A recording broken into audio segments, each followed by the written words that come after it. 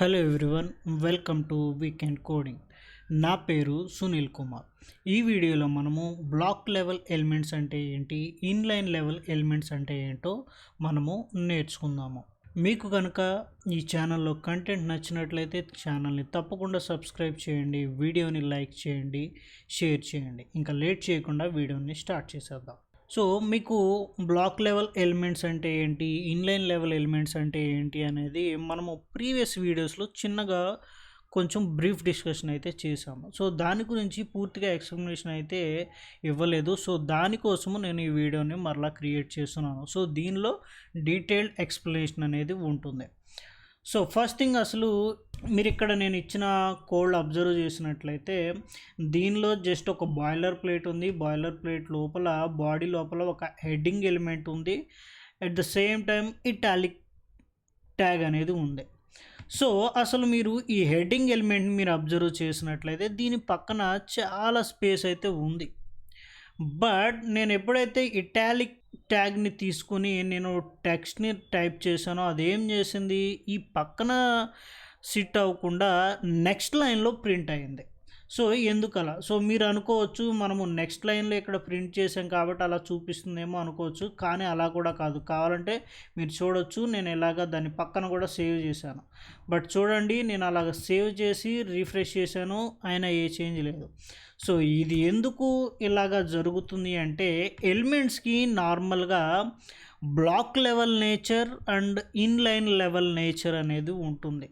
So అసలు block level nature అంటే ఏంటి అంటే, ఫస్ట్ థింగ్, అవి ఎప్పుడు కూడా న్యూ లైన్లోనే స్టార్ట్ అవుతాయి.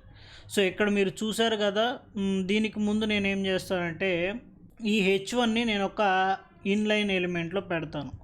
సో ఇన్లైన్ ఎలిమెంట్లో పెడితే, సో ఇన్లైన్ ఎలిమెంట్ని నేను LI అని ఇటాలిక్ ట్యాగ్ అనేది ఇన్లైన్ లెవెల్ ఎలిమెంట్. సో అయినా సరే నేను ఇక్కడ పేస్ట్ చేసి ఇటాలిక్ ట్యాగ్లో సమ్ టెక్స్ట్ ఇచ్చాను, ఇన్లైన్ అని చెప్పేసి, అండ్ దాని లోపలే H1 పెట్టాను.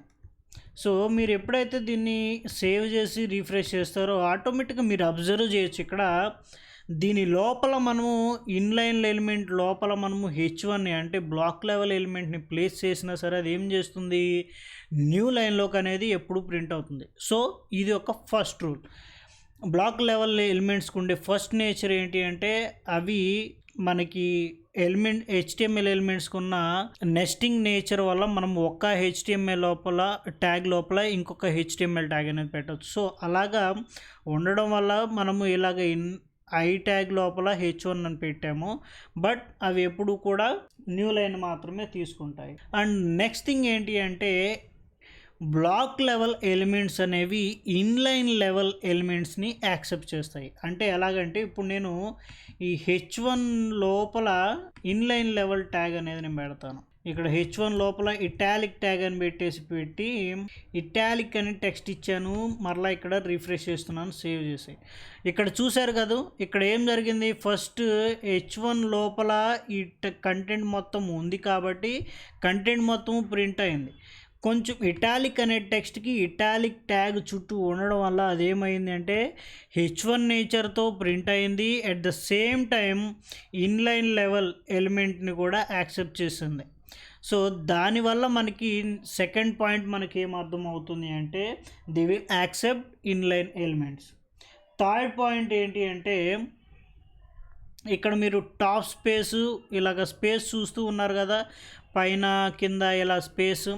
సో దీన్ని బట్టి మనకేం అర్థం అవుతుంది అంటే బ్లాక్ లెవెల్ ఎలిమెంట్స్ అనేవి పైన top space like top margin and bottom margin అనేది అప్లై అవుతూ ఉంటుంది. ఇప్పుడు మనము ఇన్లైన్ లెవెల్ ఎలిమెంట్స్కి ఉన్న నేచర్స్ గురించి మనం తెలుసుకుందాము. ఇన్లైన్ లెవెల్ నేచర్కి ఉండి ఏంటంటే బ్లాక్ లెవెల్కి కంప్లీట్ ఆపోజిట్గా వర్క్ అవుతూ ఉంటాయి. ఇవేంటి అంటే, సో ఆల్రెడీ ఫస్ట్ పాయింట్ మనం చూసేసాము, ఏంటి అంటే ఇన్లైన్ లెవెల్ ఎలిమెంట్స్ అనేవి న్యూ లైన్లో స్టార్ట్ అవ్వు, అవి స్టార్ట్ అవ్వాల్సిన అవసరం లేదు.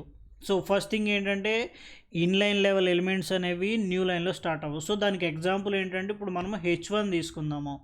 H1 లోపల ఇన్లైన్ లెవెల్ ఎలిమెంట్ అనేది మనం ఇచ్చాము. ఇచ్చితే అదేం చేసింది, సేమ్ లైన్లో ప్రింట్ అయింది. ఇది ఒకవేళ ఇది బ్లాక్ ఇన్లైన్ లెవెల్ ట్యాగ్ ఇది ఇటాలిక్ ట్యాగ్ అనేది బ్లాక్ లెవెల్ ట్యాగ్ అయితే అది ఈ లైన్లో ఉండేది కాదు, నెక్స్ట్ లైన్కి వచ్చేసేది. సో దానికి ప్రూఫ్ ఏంటంటే ఇప్పుడు నేను ఈ ఇటాలిక్ ట్యాగ్ని నేను H1గా చేంజ్ చేశాను, మరలా ఇంకొక H1గా చేంజ్ చేశాను. సో ఇప్పుడు మీరు కావాలంటే రిఫ్రెష్ చేసాను చూడండి, ఇదేమైంది, H1 ఉన్నా సరే బ్లాక్ లెవెల్ ఎలిమెంట్ని కూడా యాక్సెప్ట్ చేయటం లేదు. అదేం చేసింది, నెక్స్ట్ లైన్కి పుష్ చేసేసింది. సో బట్ ఇక్కడ మనకేం అర్థమవుతుందంటే నేను H1ని మరలా ఇటాలిక్ ట్యాగ్గా మార్చేశాను. సో ఇప్పుడు ఏం చేస్తుంది, ఇన్లైన్ ట్యాగ్ ఫస్ట్ ఏం చేస్తుంది అంటే అది ఎప్పుడు కూడా దాని ప్లేస్ ఎక్కడైతే ఉందో అది ఎంతవరకు స్పేస్ కావాలో అంతవరకే తీసుకుంటుంది. అంటే దీని మీనింగ్ ఏంటంటే అది ఎప్పుడు కూడా న్యూ లైన్లో స్టార్ట్ అవ్వదు. సెకండ్ పాయింట్ ఏంటంటే వాటికి ఎంత విడ్త్ అనేది అవసరమో అంత స్పేస్ మాత్రమే తీసుకుంటుంది. సో ఇక్కడ చూడండి, వాటికి ఎంత స్పేస్ అయితే అవసరమో అంత స్పేస్ మాత్రమే తీసుకుంది. సో దానికి మీనింగ్ ఏంటంటే ఇప్పుడు ఈ ఇటాలిక్ తర్వాత నేను విడ్త్ అనేది జస్ట్ టెక్స్ట్ ఇస్తున్నా. సో కావాలంటే చూడండి, ఇదేమో ఇన్లైన్ లెవెల్ ఎలిమెంట్ యొక్క చేంజెస్, ఇదేమో H1 లోపలే ఉన్న టెక్స్ట్. సో ఈ దీన్ని బట్టి మనకేం అర్థం అవుతుందంటే ఇన్లైన్ ఎలిమెంట్స్ అనేవి వాటికి ఎంత స్పేస్ కావాలో అంత స్పేస్ మాత్రమే తీసుకుని తర్వాత టెక్స్ట్ ఏదైనా ఉంటే వాటిని అలో చేస్తుంది. నెక్స్ట్ థింగ్ ఏంటంటే ఇన్లైన్ లెవెల్ ఎలిమెంట్స్ అనేవి బ్లాక్ లెవెల్ ఎలిమెంట్స్ని కంటైన్ చేయలేవు. ఆల్రెడీ మనం దానికి ఎగ్జాంపుల్ చూసేసాము. సో అదేంటి అంటే నేను ఇదొక ఇన్లైన్ ఎలిమెంట్ అని చెప్పేసి అన్నాను కదా. సపోజ్ పీ ట్యాగ్ కూడా ఒక బ్లాక్ లెవెల్ ట్యాగే. సో నేను ఇక్కడ ఇటాలిక్ ట్యాగ్ లోపల పీని పెట్టి సమ్ డమ్మీ టెక్స్ట్ అనేది ఇన్సర్ట్ చేశాను. సో ఇప్పుడు చూడండి, నేను పీ ట్యాగ్ ఇటాలిక్ ట్యాగ్ లోపల పీ ట్యాగ్ ఉంచాను. సో ఇప్పుడు రీఫ్రెష్ చేస్తున్నాను, చూసారా ఇదేం జరిగింది, ఇటాలిక్లో ప్రింట్ అయినప్పటికీ. ఎందుకు ఇటాలిక్లో ప్రింట్ అయిందంటే ఇటాలిక్ ట్యాగ్ లోపల పీ ఉంది కాబట్టి పీ టెక్స్ట్కి కూడా ఇటాలిక్ నేచర్ వచ్చింది. బట్ పీ ట్యాగ్కి అనేది బ్లాక్ లెవెల్ నేచర్ ఉండడం వల్ల అది ఎప్పుడు కూడా ఏమైంది అంటే నెక్స్ట్ లైన్లో ప్రింట్ అయింది. ఐ హోప్ మీకు ఈ వీడియో అర్థమైందని చెప్పేసి నేను అనుకుంటున్నాను. ఒకవేళ మీకు అర్థం కాకపోతే మరలా ఇంకొకసారి చూడండి, మీకు ఖచ్చితంగా అర్థమవుతుంది. మీ ఓన్గా మీరు ప్రాక్టీస్ చేయటం వల్ల మీకు ఇంకా బాగా అర్థమవుతుంది. సో మరలా మనము నెక్స్ట్ వీడియోలో కలుసుకుందాము. మీకు ఈ ఛానల్లో కంటెంట్ నచ్చినట్లయితే వీడియోని లైక్ చేయండి, షేర్ చేయండి, ఛానల్ని సబ్స్క్రైబ్ చేయండి. మీ సలహాలు సూచనలు ఏమైనా ఉంటే కామెంట్ బాక్స్లో తెలియచేయండి. మరలా నెక్స్ట్ వీడియోలో కలుసుకుందాం. Bye bye.